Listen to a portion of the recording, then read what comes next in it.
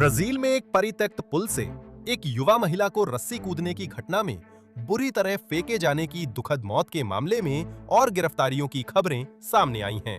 अब सबूत मिटाने और छुपाने के आरोप लग रहे हैं। साइड बार में आपका स्वागत है, जिसे लॉ एंड क्राइम पेश करता है।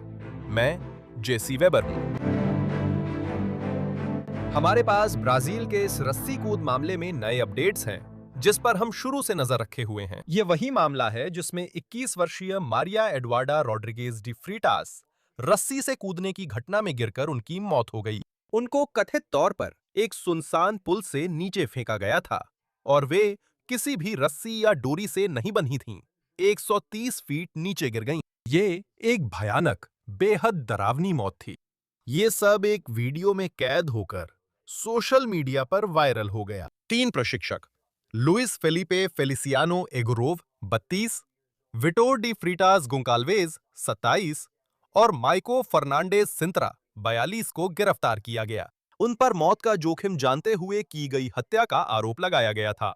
उनमें से 2 कथित तौर पर पकड़े जाने से पहले घटनास्थल से भाग गए थे। एनबीसी न्यूज के मुताबिक ब्राजीलियामी कानून के अनुसार किसी ऐसे खतरनाक काम में शामिल होकर जिसमें मौत का जोखिम हो और उसे स्वीकारना हत्या के आरोप में आता है, चाहे मारने का इरादा न हो।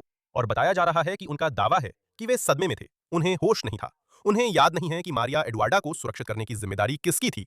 ये उस रिपोर्टिंग पर आधारित है जो हम देख रहे हैं। दरअसल इस मामले से जुड़े बचाव पक्ष के वकील ने भी जीवन आउटलेट को कथित तौर पर बताया कि ये लोग बहुत अनुभवी थे। डेलीगेट एंड्रिया डांटेस लेवी ने आउटलेट ग्लोबो को बताया कि जो कंपनी इस रोप जंप का संचालन कर रही थी, उसके पास वहां होने की अनुमति भी नहीं थी।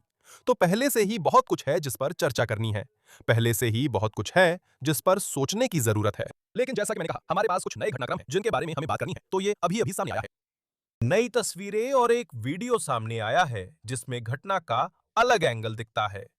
ईपीटीवी ने यह वीडियो यूट्यूब पर पोस्ट किया था। इसमें दिखता है कि प्रशिक्षक मारिया एडुआर्डा को सुपरमैन स्टाइल में प्लेटफॉर्म पर ले जाते हैं और फिर कथित तौर पर नीचे फेंक देते हैं।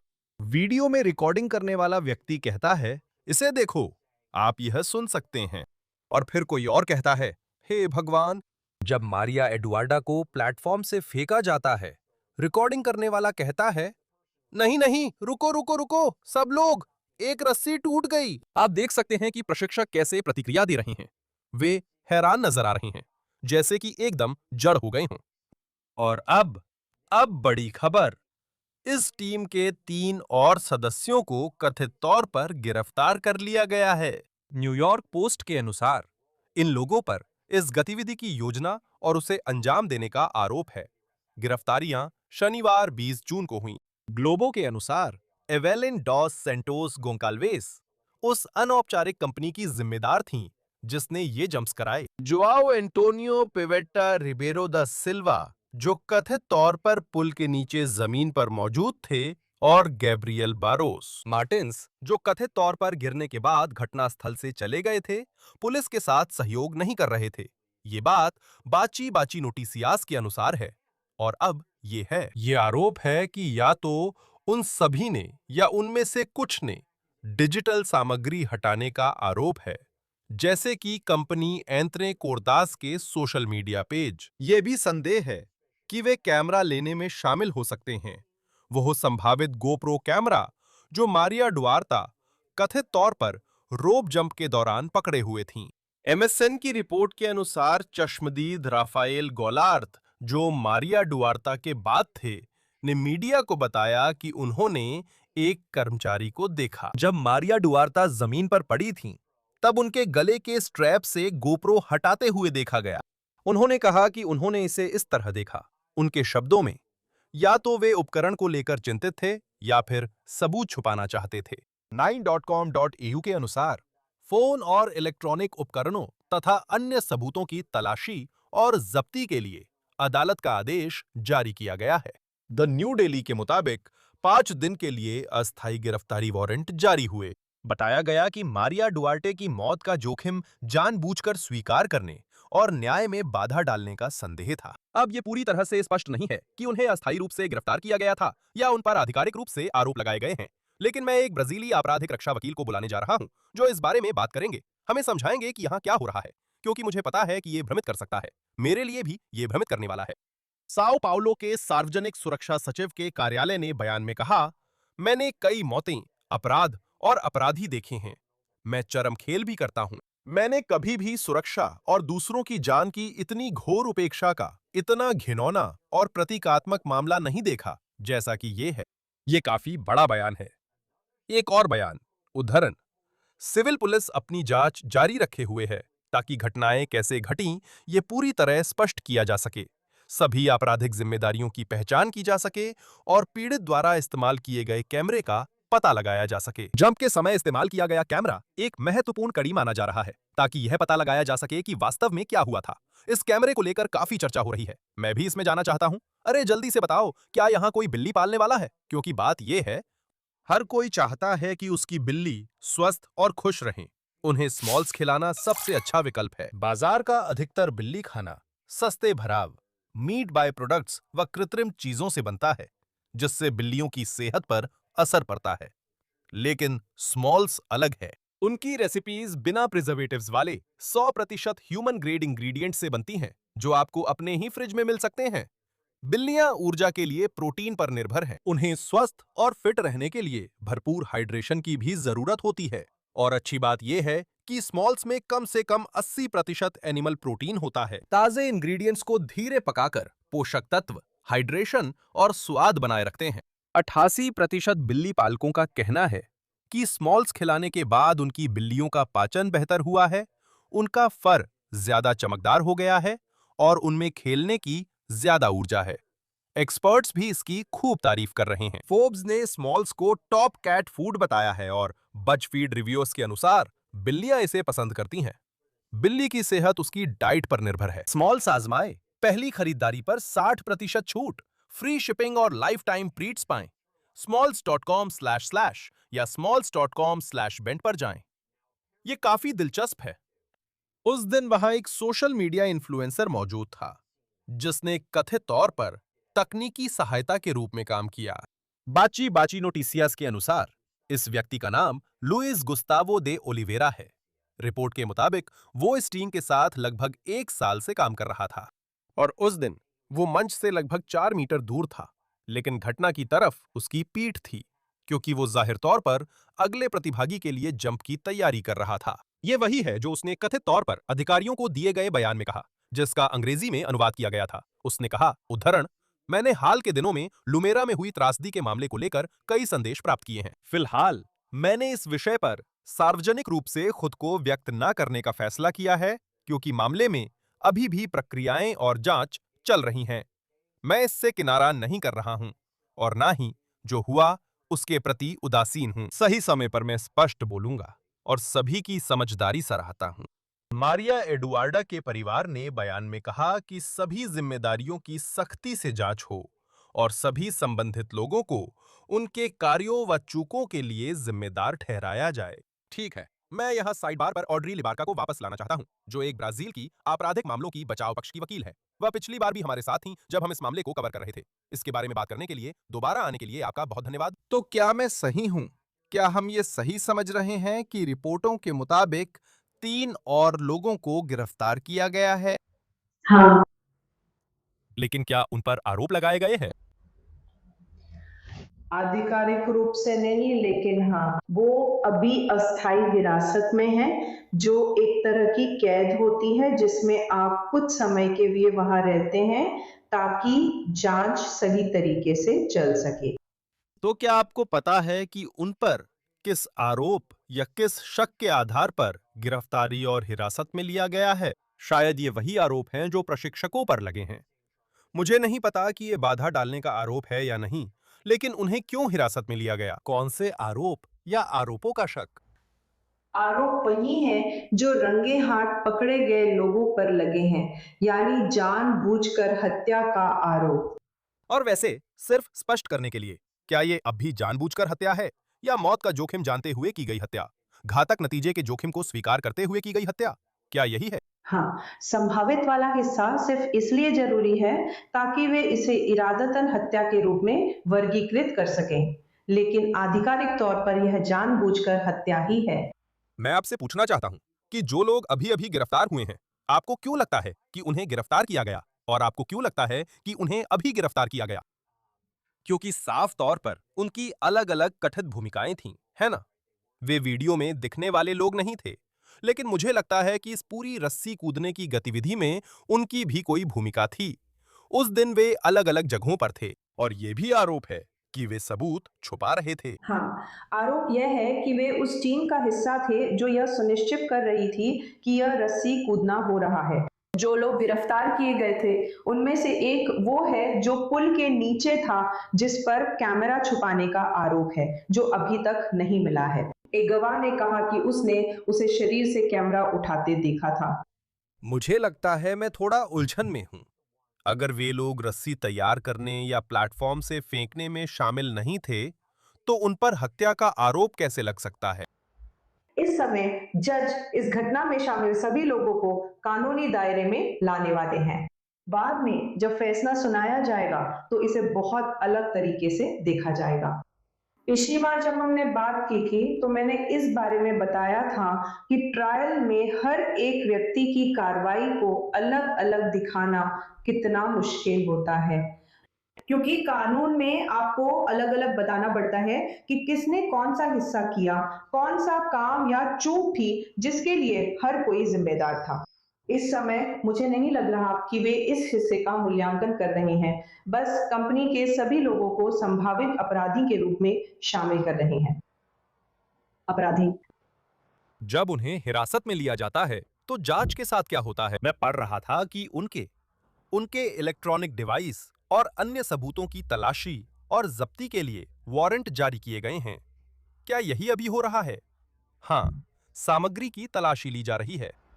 हाँ, और मैं ये बताना चाहूंगा कि ये किया जा सकता था। ये उनके गिरफ्तार हुए बिना भी किया जा सकता था। इस समय उन्हें गिरफ्तार करने की कोई ज़रूरत नहीं थी। तो चलिए थोड़ा पीछे चलते हैं। आपको क्यों लगता है कि इस समय उन्हें गिरफ्तार किया गया? कोर्ट का तर्क है कि ये गिरफ्तारियां इसलिए की गई ताकि जांच में कोई दखल ना हो, लेकिन अब तक उन्होंने जांच में कोई दखल नहीं दिया था। ठीक है, उन पर सबूत छुपाने, एक वीडियो नष्ट करने और कथित तौर पर गोप्रो कैमरा लेने का आरोप है। तो मुझे लगता है कि मैं इसे समझ सकता हूं। हाँ, ये कैमरा जांच के लिए बहुत महत्वपूर्ण है। मुझे उम्मीद है कि वे इसे कभी ना कभी ढूंढ लेंगे, क्योंकि कैमरा पूरे समय पीड़िता के पास ही था।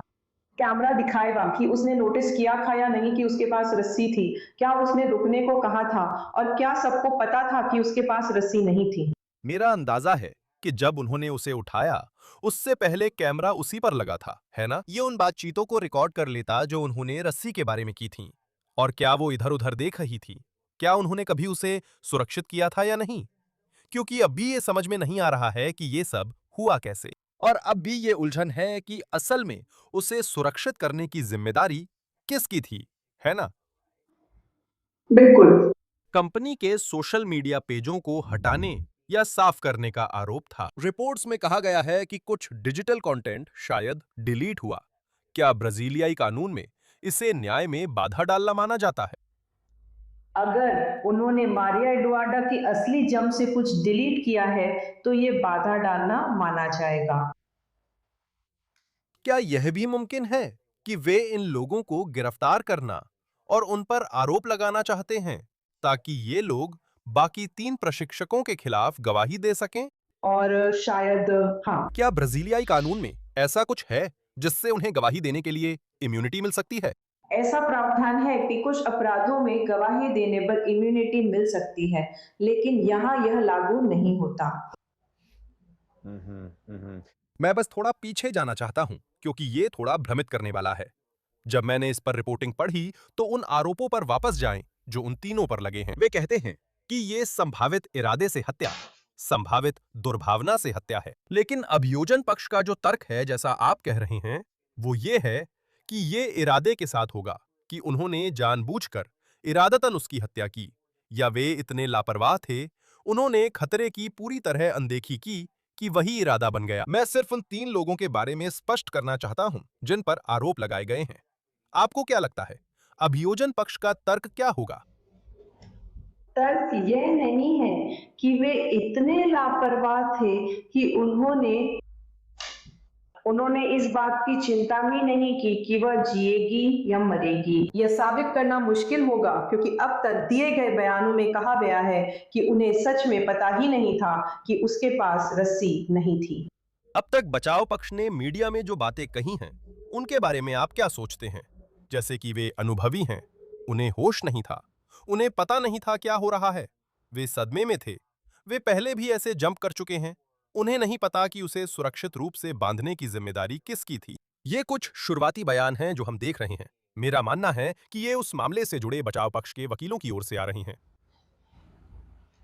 मेरा इस बारे में ये कहना है, पिछली बार आपने मुझसे इस गतिविधि के नियमों के बारे में पूछा था और गलती से मैंने कहा था कि रोप जंपिंग और मंकी जंपिंग विनियमित नहीं है। वो गलत था। बंजी जंपिंग को ब्राजील में आधिकारिक रूप से विनियमित किया गया है, लेकिन रोप जंपिंग को नहीं। लेकिन मुश्किल बात यह है कि इसका विनियमित न होना ये नहीं दर्शाता कि ये प्रतिबंधित है। तो कोई वास्तविक नियम नहीं है जो ये बताए कि किसकी क्या जिम्मेदारी है, ये कैसे किया जा सकता है, कौन-कौन से उपकरण है, कौन जिम्मेदार है, कौन नहीं है।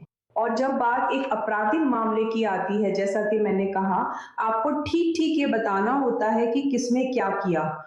और अगर ये गतिविधि इतनी अनियमित है कि अगर कोई बयान भी ना हो, तो भी आप ये नहीं बता पाएंगे कि किसकी किस चीज के लिए जिम्मेदारी थी। उनके बयानों में ये नहीं मिलेगा क्योंकि उन्हें खुद नहीं पता और वे जान भी नहीं सकते, कोई नियम नहीं है। मुझे आपसे यह पूछने दीजिए, मैं बाच नोट दे सियास के हवाले से कुछ पढ़ रहा था। एवांड्रो शुर्ट्ज, ब्राजील के इको टूरिज्म और एडवेंचर टूरिज्म कंपनियों का संघ के तकनीकी मैनेजर ने कहा कि ब्राजील में इन साहसिक गतिविधियों के लिए नियम हैं। उन्होंने एसबीटी न्यूज को इंटरव्यू में कहा, ब्राजील साहसिक पर्यटन के तकनीकी मानकीकरण में विश्व स्तरीय उदाहरण है। हमारे पास 51 तकनीकी मानक हैं और व्यावसायिक मनोरंजन व साहसिक गतिविधियों के लिए प्रासंगिक कानून हैं। लेकिन उन्होंने जोर दिया कि संचार सुरक्षा उपकरण और पेशेवर कौशल के लिए खास नियम हैं और उन्होंने चेतावनी दी कि जो घटनाएं हम यहां इस स्केलेटन ब्रिज पर देख रहे हैं, वे अभी भी जारी हैं। उन्होंने कहा, उद्धरण, यह कोई अकेला मामला नहीं है। ये ब्राजील में हर सप्ताह अवैध और नियम विरुद्ध तरीके से होता है। तो सवाल है, यहां जिम्मेदार कौन है? अगर उनके पास सच में इन छलांगों के लिए अनुमति नहीं थी, तो मेरा मतलब है, क्या ये सरकार की गलती है? क्या पुलिस अन्य संगठनों पर सख्ती कर रही है, खासकर इस घटना के बाद? मेरे नजरिए से, मेरी व्यक्तिगत राय में, इसमें शामिल हर कोई जिम्मेदार है। जहां तक पुल की बात है, वह पुल एक राष्ट्रीय ट्रेन लाइन के लिए रास्ता बनाने के लिए बनाया गया था, लेकिन असल में वह ट्रेन कभी उस पुल से नहीं गुजरी, ट्रेन कभी आई ही नहीं। तो वो पुल कई सालों तक बेकार पड़ा रहा और ये गतिविधियां यहाँ कई सालों से चल रही थी और इसे रोकने के लिए कुछ भी नहीं किया गया। उन्होंने एक तरफ संकेत लगाए, लेकिन लोग उन निजी संपत्तियों के रास्ते आ रहे थे जो पुल के पास थी, तो उन्होंने कोई संकेत देखा ही नहीं। उन्हें बस इतना पता था कि वहां एक पुल है और किसी तरह वहां पहुंचना है। पुल खुद समय सरकार का है, लेकिन इसमें शामिल दोनों शहरों के नगर निगम भी इसकी जिम्मेदारी साझा करते हैं। उन्हें संकेत लगाने पड़े, उन्हें यह सुनिश्चित करना पड़ा कि लोग इस पुल तक न पहुंच सकें, क्योंकि यह कई वर्षों से एक खतरनाक जगह के रूप में जाना जाता है। ये सब होने के बाद संघीय सरकार ने पुल को गिराने का फैसला किया है। वे इसे ध्वस्त करने जा रहे हैं और संबंधित शहर प्रशासन पुल के दोनों ओर से लोगों की पहुंच रोकने के लिए व्यवस्था करेगा। जबकि ऐसा नहीं हुआ, लेकिन अब ये हो गया है। ये बहुत पहले हो जाना चाहिए था और ये भी इन सब के बावजूद रोप जंपिंग कोई नई गतिविधि नहीं है, ये कल से शुरू नहीं हुई है। तो अगर इसे पूरी तरह से प्रतिबंधित नहीं किया जाना था, तो इसे बहुत पहले ही विनियमित कर देना चाहिए था। क्या आपको नहीं लगता कि ये सब होने के बाद वे इस पुल को गिराने वाले हैं? और बात यह है कि पुल को गिराने के लिए कुछ ऐसा ही होना जरूरी था। क्या इससे आपको नहीं लगता कि सरकार जिम्मेदारी स्वीकार कर रही है? क्या सरकार कह रही है कि हमें गिरा देना था? कोई समस्या थी, हमने उसे नहीं माना, ये नहीं किया। क्या इससे आपको लगता है कि पुल के खतरनाक होने के हर आरोप सही हैं? लेकिन दूसरी दलील ये है कि शायद जो हो रहा है वो इतना बुरा दिख रहा है कि उनके पास इसे गिराने के अलावा कोई विकल्प नहीं है। इस समय असल में ये जिम्मेदारी प्रतिवादियों की है। वही लोग इसके लिए जिम्मेदार हैं, चाहे ये पुल पर हुआ हो या कहीं और। लेकिन मैं आपकी राय जानना चाहता हूं कि अगर वे पुल को गिराने जा रहे हैं, तो क्या ऐसा नहीं लगता कि सरकार मान रही है कि हम गलत थे? बिल्कुल 100%। समाप्त करने से पहले मैं आपसे ये पूछना चाहता हूं, अब आपराधिक मामले में आगे क्या होता है? 3 प्रशिक्षकों के खिलाफ आपराधिक मामला है, आगे की प्रक्रिया क्या है? और दूसरी बात, उन 3 लोगों के लिए जिन्हें अभी-अभी गिरफ्तार किया गया है, उनके खिलाफ आरोप दाखिल करने की आखिरी तारीख क्या है? जब उन्हें गिरफ्तार किया जाता है तो जांच पूरी करने के लिए 45 दिन का समय होता है, जिसे 45 और दिनों के लिए बढ़ाया जा सकता है। लेकिन इसके अलावा अगर तब तक उन पर आरोप पत्र दाखिल नहीं होता तो उन्हें फैसले तक रिहा करना पड़ेगा। जिन 3 लोगों पर पहले से आरोप हैं, उनके साथ अब क्या होगा? वे बाकी आरोपों के चलने का इंतजार करेंगे क्योंकि यह पीड़ित वाला मामला है। एक ही केस में 2 बार मुकदमा नहीं हो सकता। अगर इसमें एक से ज्यादा लोग शामिल हैं तो आपको सभी का मुकदमा एक साथ चलाना होगा। तो वो इसी पे निर्भर करता है। ठीक है, मैं समझ गया। कोई अलग-अलग मुकदमे नहीं होते, तो संभव है कि 6 लोग एक साथ मुकदमे में हों? हाँ, ऐसा एक मामला मेरे पास पहले भी था जिसमें 30 लोग शामिल थे, तो एक ही मुकदमे में 30 लोग थे। वाह, काफी जटिल लगता है। हाँ है। हाँ, आप आए और मैंने आपसे पूछा कि इस कहानी पर क्या प्रतिक्रिया रही है। और जहां एक तरफ दुख और दिल टूटना है, वहीं आपने बताया कि कई लोग ऑनलाइन मारिया एडुआर्डा के शरीर और शक्ल सूरत पर बाकी चीजों से ज्यादा टिप्पणी कर रहे हैं, जो बहुत ही घिनौना है। हाँ, आप हमें वहां की ताजा जानकारी क्या बता सकते हैं? ताज़ा जानकारी है कि कुछ लोगों ने मुर्दा घर में उनके शरीर को लेकर घिनौनी बातें की थीं और उसके साथ क्या होने वाला था, उन लोगों की जांच की जा रही है। 2 महिला सांसद थी जो अभियोजन प्राधिकरण के पास गईं और इन लोगों की टिप्पणियों के बारे में जांच की मांग की। क्या उन पर अपराध का आरोप लगाया जा सकता है? हाँ, उन पर किस अपराध का आरोप लगाया जा सकता है? मुझे सटीक अनुवाद नहीं पता, लेकिन यह किसी शरीर के साथ कुछ बुरा करने के लिए उकसाने जैसा है। ठीक है, मैं माफी चाहता हूं। यहां अमेरिका में फर्स्ट अमेंडमेंट की सुरक्षा है। लोग अक्सर बुरी बातें कहते हैं और उन्हें इसका अधिकार है, जब तक कि यह कानूनी सीमा को पार नहीं करता, जब तक कि यह धमकी नहीं है, जब तक कि यह उत्पीड़न नहीं है, जब तक कि यह मानहानि नहीं है, जब तक कि यह किसी को उकसाना या किसी को असली अपराध करने के लिए प्रोत्साहित करना नहीं है। क्या ब्राजील में आपके पास इस तरह की सुरक्षा है, जैसे फर्स्ट अमेंडमेंट के तहत अभिव्यक्ति की स्वतंत्रता? हाँ, हमारे पास है, लेकिन यह संयुक्त राज्य अमेरिका की तुलना में काफी सीमित है। ये काफी ज्यादा सीमित है। आप बहुत आसानी से किसी अपराध के लिए जिम्मेदार ठहराए जा सकते हैं। आपको बहुत आसानी से किसी अपराध का आरोप लग सकता है। ठीक है, ये अलग हिस्सा है जिसे हम भी फॉलो करेंगे। हमें बताने के लिए धन्यवाद। आपसे मिलकर बहुत अच्छा लगा और आपने हमें वहां क्या हो रहा है ये बताया, इसके लिए मैं आपका आभारी हूं। धन्यवाद जेसी। साइड बार से फिलहाल इतना ही। सभी का धन्यवाद। हमारे साथ जुड़ने के लिए शुक्रिया। कृपया YouTube, Apple पॉडकास्ट, Spotify या जहां भी आप सुनते हैं वहां सब्सक्राइब करें। हमें NBC पीकॉक पर देखें। मुझे X, Instagram पर फॉलो करें या न्यूज नेशन शो जेसी वेबर लाइव सोमवार से शुक्रवार पूर्वी समयानुसार रात 11 बजे देखें। फिर मिलेंगे। नमस्कार।